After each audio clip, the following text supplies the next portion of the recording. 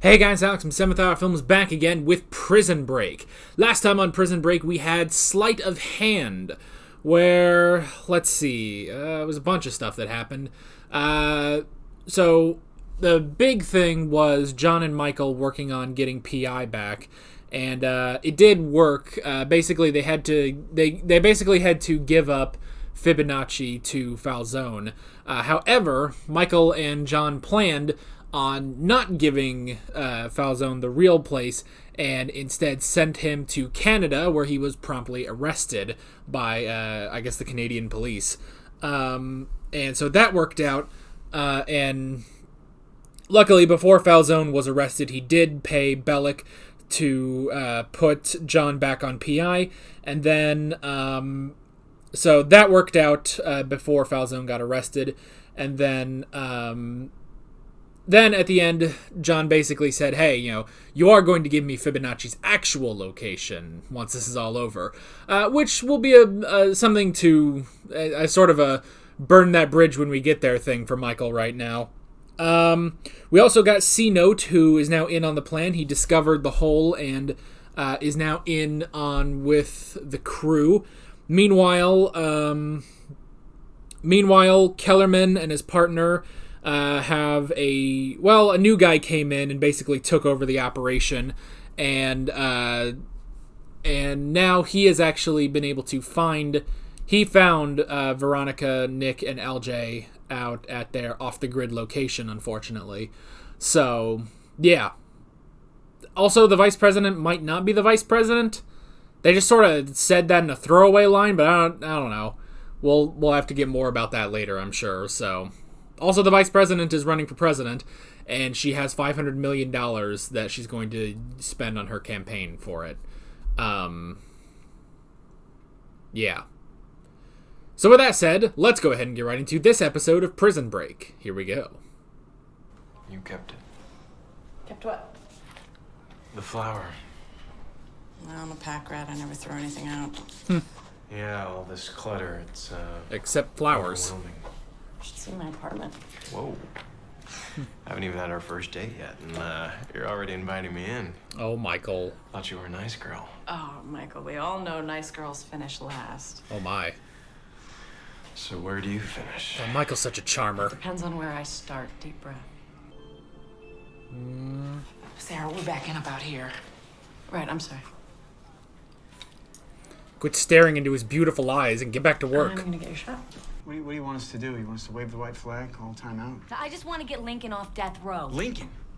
We just learned that Vice President Reynolds funneled millions of dollars in research grants into her brother's company.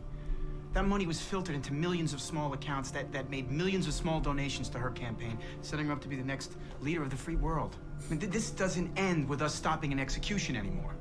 For me, it does.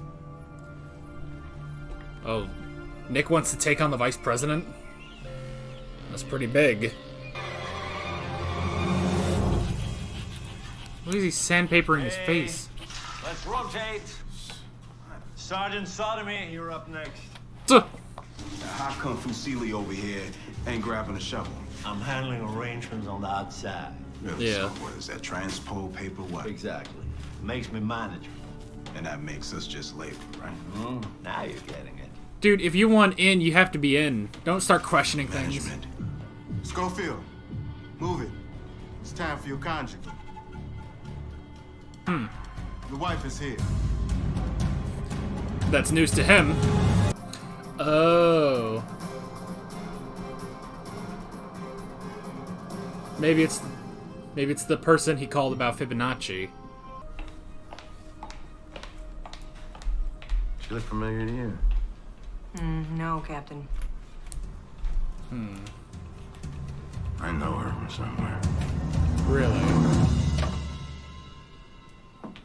Yeah, it's the person he called. You came.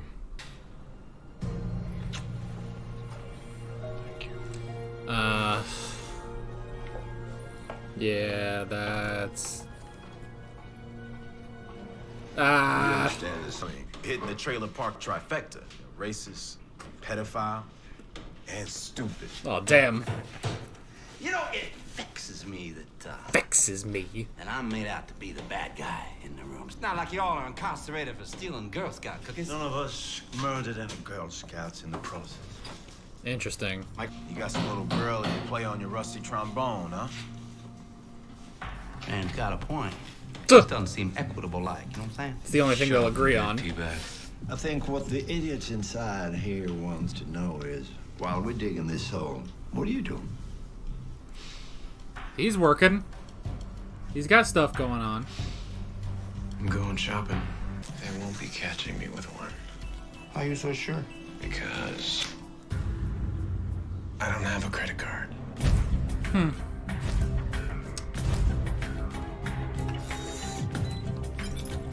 Oh. It's a key card that he faked to be a credit card.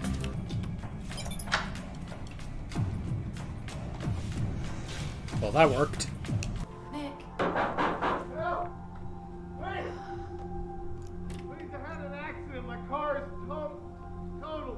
Wow. We spent all night with the... We can't just ignore him. The hell we can't. They think there's a medical kit over here. Oh! No one's going anywhere. Well, that's just that. God, I hope he's not dead. Wouldn't have taken my eyes off of him. But he has another watch. Did Bellick take the watch?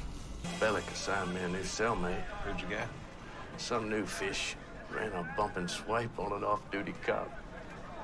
Fast hands, faster mouth. Yo, what's cracking, my peoples? Speak of the devil. Oh, it's the tweener. Schofield? Hell, I'll pay 19 cents an hour to get me some more time out the block. Alright. Having another kid. Already raised one. Too old to do it again. You don't need anything him. being stolen from R&D? Of course. Bulls steal from personals all the time. Problem is, you never know what's gone until you're on the outside of the walls. At that point, you can't do anything about it. What if you knew now? Oh, Michael. I told you. My wife just faxed this over for you from County Records. Copy of Schofield's marriage license. She says you owe her big time. Looks legit. He wasn't trying to sneak in some whore for a conjugal. Says here, they got married the day before Schofield robbed that bank. Why the hell would he do that? That sounds pretty sus. Word is you made your trade as a snatch and grab. Oh, okay. That's right. That's a butterfly clasp on that bitch. Which means what? Hidden deployment. There ain't no way to snatch it without the mark feeling it. Which just means I'm gonna have to get whimsical on this Vicky. Those were words. Your daughter is very sick. She's got esophageal cancer. Oh, shit. Now she's at Sacred Heart in Indianapolis. And she wants to see you while there's still time. How much time? Doctors say a few weeks.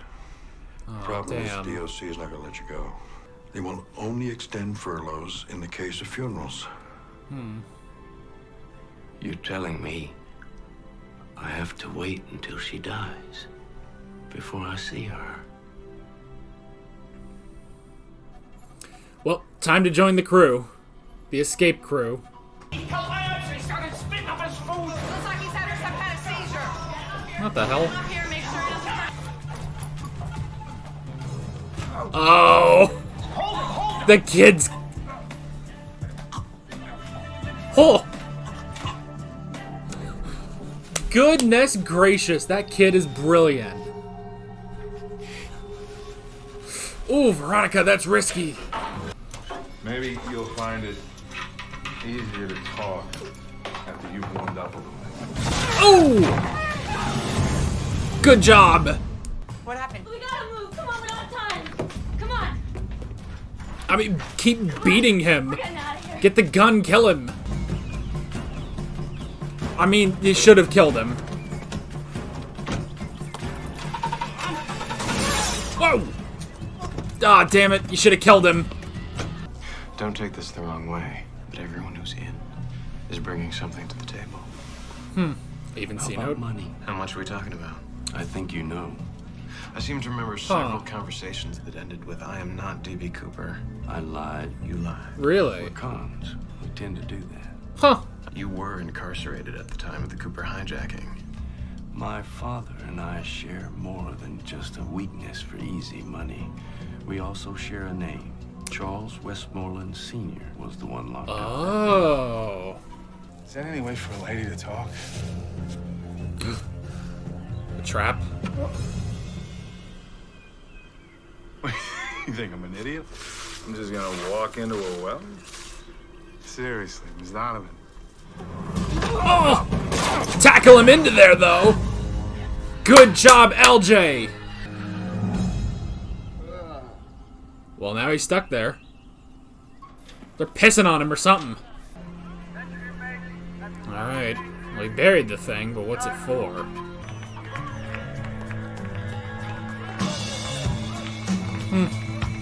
That's her.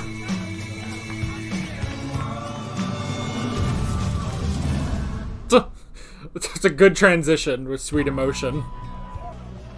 So, what's your name? Brad. Yours? Jasmine. Come on. Your real name.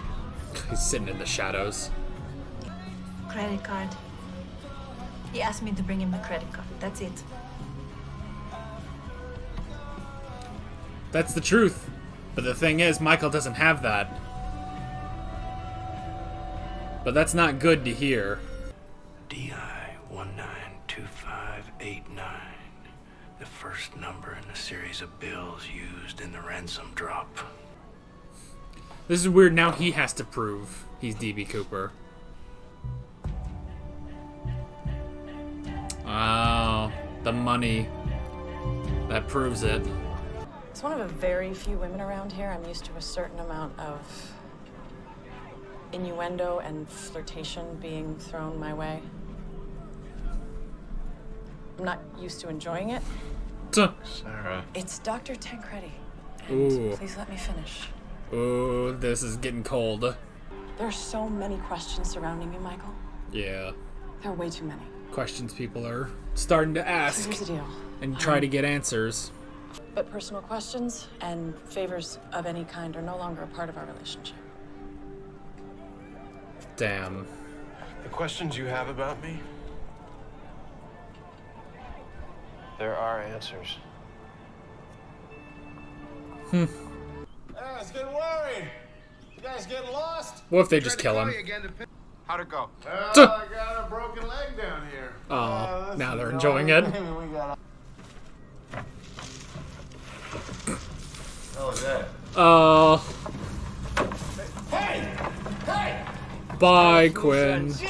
He's the only one who knows we don't have the Burroughs kid. The only one. The only one.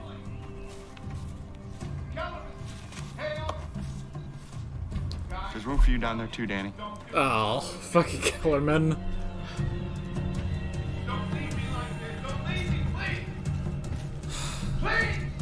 You tried to outdouche him. It didn't work. It did not work.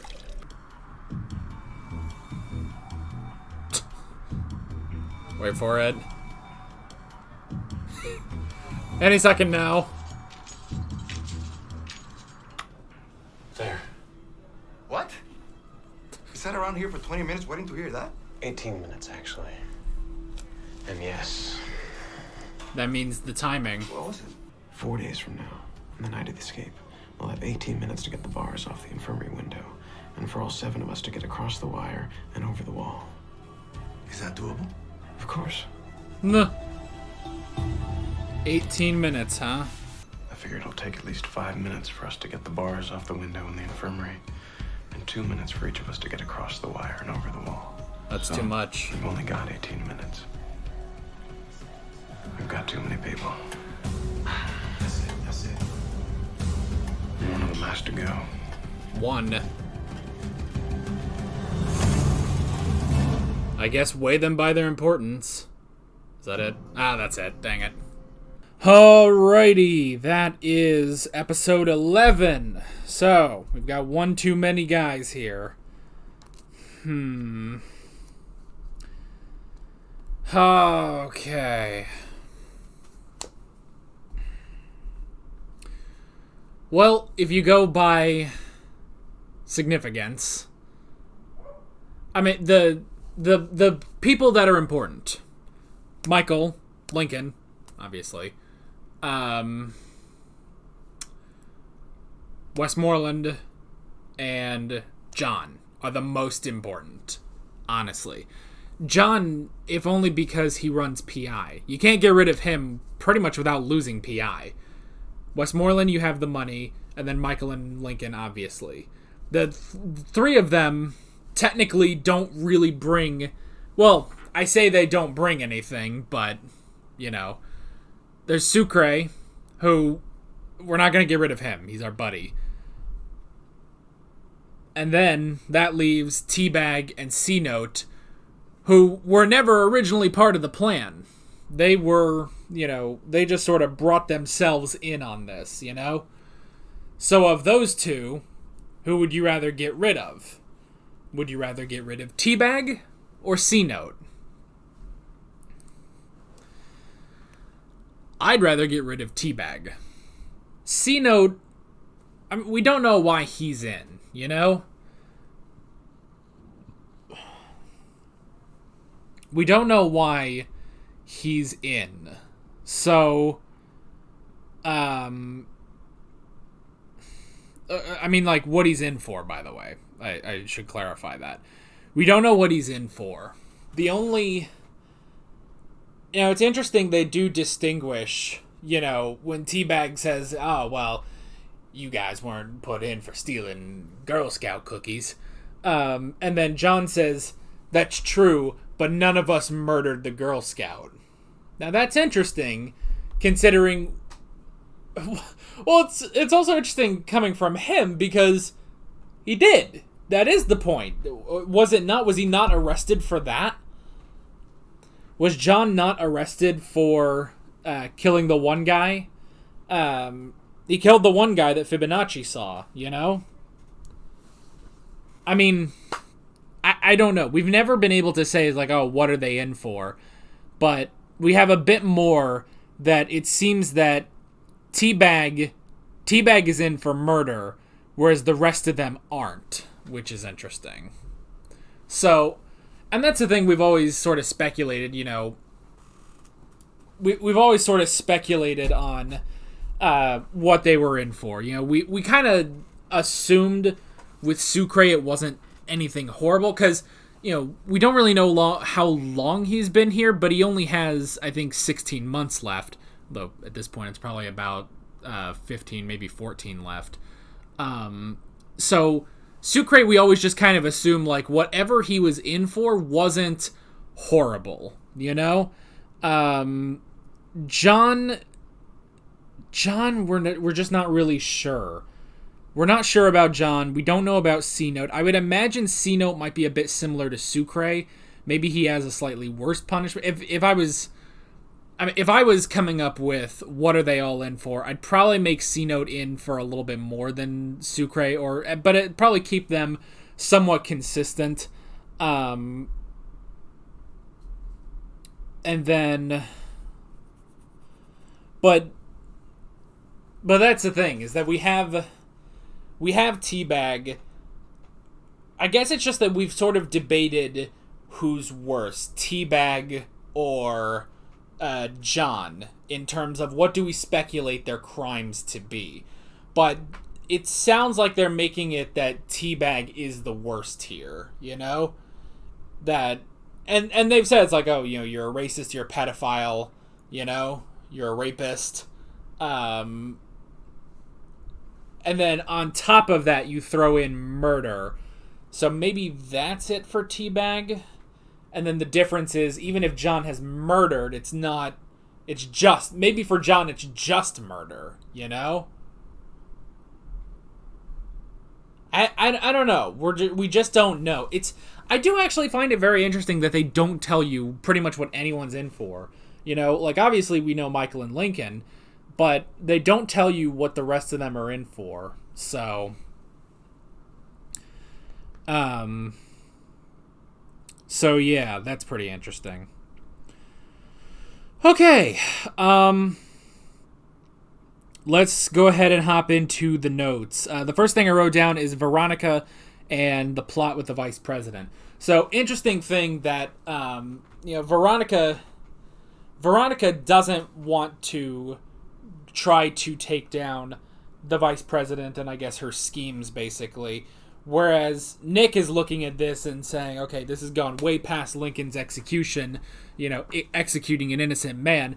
This, goes to this huge conspiracy of the vice president, doing all this crazy, like, weird money laundering and stuff in order to fund her own campaign for presidency. But Veronica doesn't want to go that far. And I get that, I get that. Her concern has always been Lincoln. The problem is that this keeps going deeper and deeper and deeper, So, that's the thing. It just keeps going deeper and deeper and deeper. And so you definitely understand why Veronica wouldn't want to do that, So that was interesting, and it has always made me question, because I've always said, which I think is this should be the halfway point of the season, I believe, because I think there's 22 episodes, so this is episode 11. That's the halfway point of the season. So I've always said, like, oh, maybe, the first season is escaping prison, which that's seeming more and more likely since they say in 4 days we escape, So there is that, I imagine the first season is busting out of prison. But I've always sort of speculated what are the other seasons, and then I was kind of speculating, like, well, maybe it's this whole thing with the vice president and stuff, but honestly, maybe not, because none of this is on Michael or Lincoln's radars, It's just breaking out of prison. Their plan is break out of prison, go to Panama, that's life, Maybe they get LJ and Veronica and they get the hell out of there, So it could be that, it's, I don't know, but it's very interesting, Nick wants to, keep going and try to, uncover this whole plot with, the vice president, but Veronica doesn't. It makes sense why Veronica wouldn't. Let's see. So we had the whole thing with, the wife and the card, which was interesting, because this is the person, this is the woman that has been keeping an eye on Fibonacci, which is interesting. But she also is now playing Michael's wife in order to get the card to him.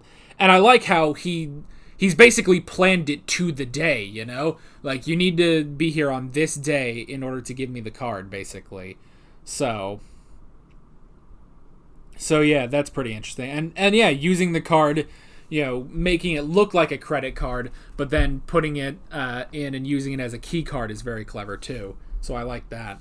And then obviously that did lead to Bellick being all suspicious about it.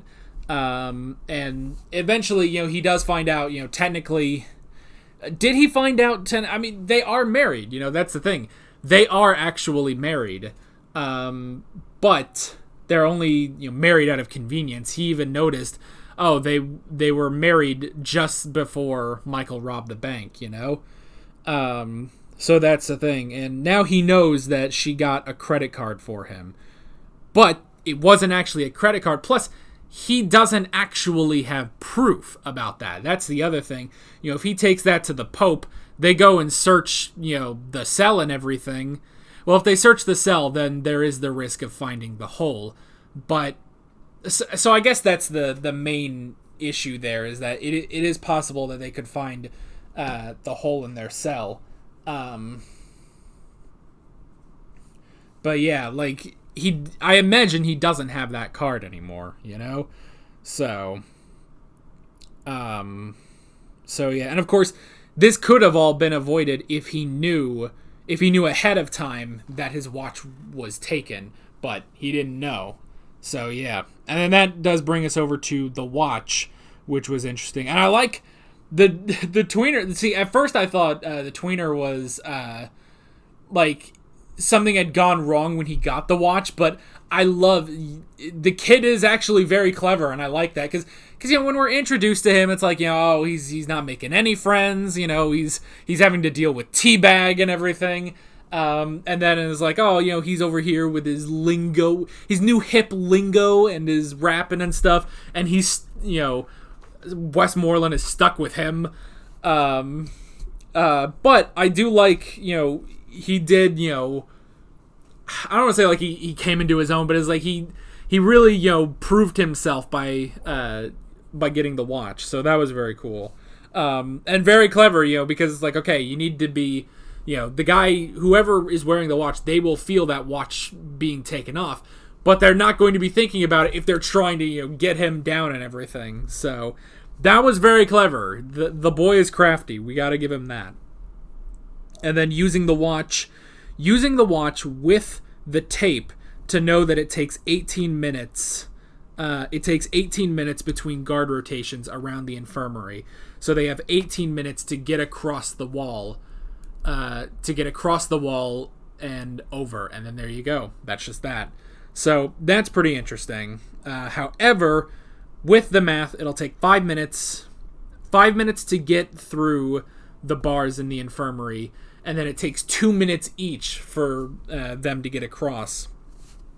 But with 7 of them, that's too many, which is interesting. So they gotta find a way to get rid of one. If they can somehow, the only way to get rid of one of them and keep them quiet, the first way is to kill them, but Michael probably doesn't want to do that. So they're going to have to figure out something, So I don't know. I have no idea. Let's see. We also, we did get the reveal that Westmoreland is D.B. Cooper, which is interesting. And, and as soon as it's like, oh, your daughter has cancer, but the state won't allow you to go see her until after she's dead, immediately it's like, okay, I guess I'm going to escape then, So that's pretty interesting. That is just immediately, it's like, all right, I'm in. Here's my proof that I'm D.B. Cooper. And it's like, well, okay then. And it's so interesting because, like, okay, it shows how clever he is, too, that he goes through, he has everything to where Michael knows the entire story, and he can beat Michael and his intelligence and say, yeah, but I was in this one place, because it works out for him and his father having the same name.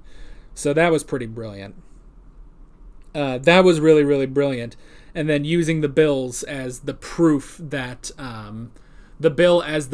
he is actually D.B. Cooper. So that was pretty cool. So, it's taken a while, because was that episode 1 that Michael was first talking about D.B. Cooper and everything? I think it was. It was somewhere around, it was like one of the first couple episodes where he started talking about that. So all of that finally has resulted, yes, he is D.B. Cooper, and he is D.B. Cooper, he's in, and he's got the money, so that's good. In terms of the other stuff we had this episode, we had Quinn, which, I don't know if you can hear the dog. I think they're playing out there, and the dog gets loud when he plays, so that might catch on the microphone. Anyway, so we had the whole thing with Quinn. Nick was cautious. He had his gun ready, and I like, Veronica saying, it's like, well, we can't just, leave him out there. And LJ's like, the hell we can't. So I like that. Thing is, when this guy comes in and it's like, oh, I think Nick is like, well, I think we have a medical kit. I would have, if I was Nick, I would have kept my eyes on him and been like, LJ, you go. Or, LJ, Veronica, go get it. I'm keeping my eyes, like, because Nick had the gun. If he kept his eyes on him, if he kept his eyes on him and then quick draw if he tried to do something, So the fact that Nick went, and that resulted in him getting shot, which also seems a bit odd for Nick, because Nick has always been the more, I don't want to say cautious one, but he is sort of more suited for this sort of off-the-grid lifestyle. And if he is being pursued, you would think that he would be like, yeah, someone else go. I'll watch him, like a hawk. At least that's what I would have expected him to do. That's definitely what I would have done if I was him, So, at least that's what I would hope I would do. I guess I should say that because I have never been in that situation, so I would hope that I would keep my eyes on him and not turn my back on him like Nick did, So yeah, I guess it's sort of that, because it is also possible to be fooled by it, to be fooled by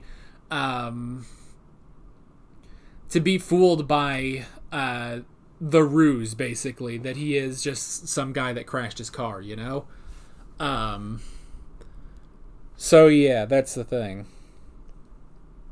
And then, we had the whole interrogation and stuff, which it didn't go anywhere. It didn't go anywhere because they did specifically, they didn't talk, which was good.